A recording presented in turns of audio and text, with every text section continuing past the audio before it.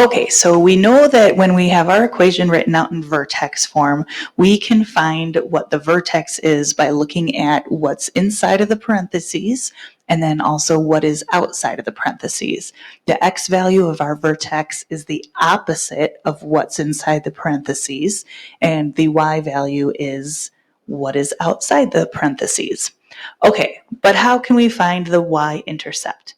Well, remember, anytime we have a y-intercept, the x value of that point is 0. So I'm going to plug in 0 for x into my equation, and I would get y equals 0 plus 1 squared minus 16. 0 plus 1 is just 1. 1 squared is 1. And then minus 16 is negative 15. So my y-intercept is then the point 0, comma, negative 15.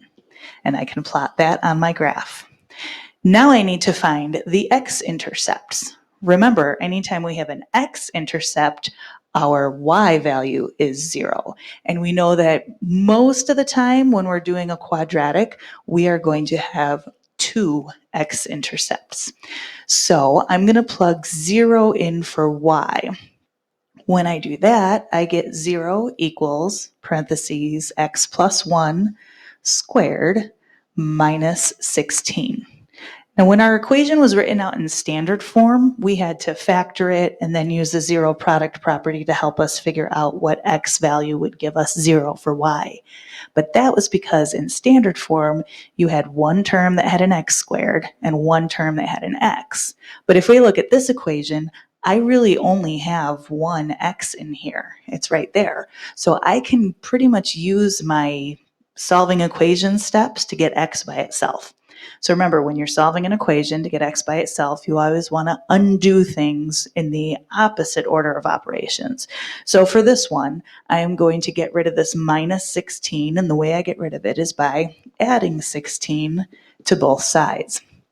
When I do that, my left side now becomes 16 equals, and my right side becomes x plus 1 squared. So now I'm looking for two numbers that when I square them, I get 16. So remember, anytime you square a positive number, you get a positive. But if you square a negative number, you also get a positive. So to get rid of my squared here, I'm really going to be doing the square root of both sides. But I need to keep in mind that whatever number is being squared could be the positive version or it could be the negative version. So that means at this point, I'm splitting up into two separate equations. So the square root of 16, that could be 4, but on the other equation, it could also be negative 4. And I can put 16 and do the square root in my calculator if you don't know it off the top of your head. When I square root parentheses squared, all it does is get rid of the parentheses squared and leaves me with whatever is inside the parentheses. So in this case, I would have x plus 1, and that is going to be the same for both equations. So notice the only thing that's different for these two equations is that on one of them it equals positive 4, and on the other one it equals negative 4. Now I'm going to start solving each of these equations separately. To get x by itself here on the left equation, I need to get rid of this plus 1 by subtracting 1.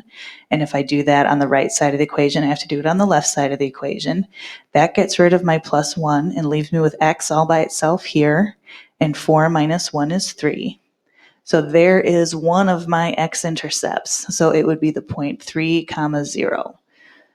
Okay, now I need to do the second equation. I'm going to do the same thing. I'm going to get rid of this plus 1 by subtracting 1. That'll get rid of that. And if I subtract 1 on the right, I have to subtract 1 on the left. But this time, negative 4 minus 1 gives me negative 5. So my second x-intercept is negative 5, 0.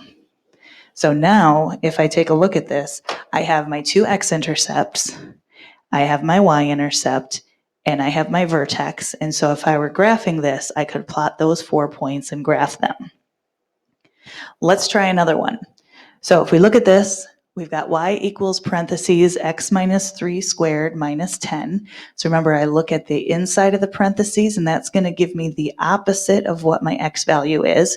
So if it's a negative 3, my opposite would be positive 3. And then I look outside the parentheses, and that gives me my y value. So that would be negative 10. So there's my vertex, 3, negative 10. Now I'm going to find my y-intercept. The x for the y-intercept is going to be 0.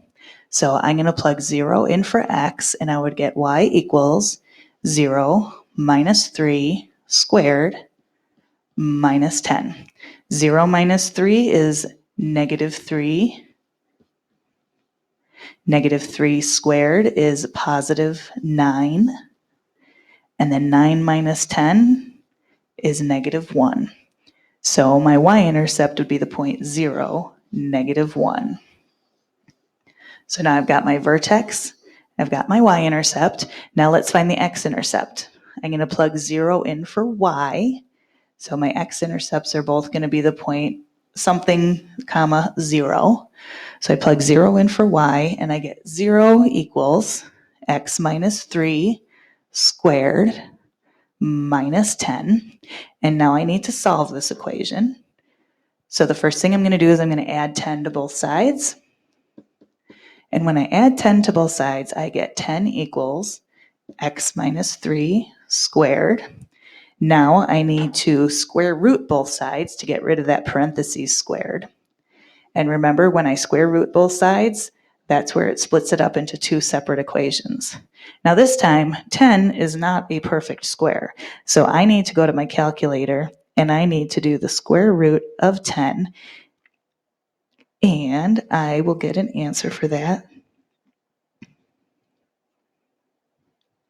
Square root of 10 is 3.16.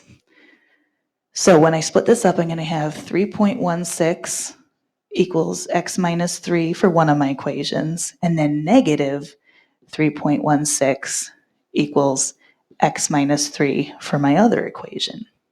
At this point, I can now solve each one separately. I'm going to add 3 to both sides here to get rid of this minus 3. And that gives me x equals 6.16.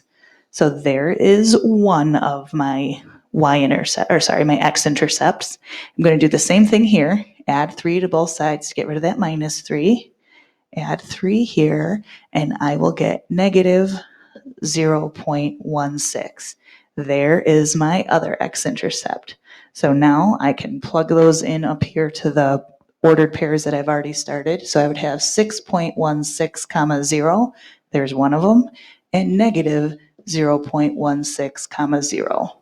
And those are my two x-intercepts. So now I've got my x-intercept, my y-intercept, and my vertex. I can graph using all 4 points.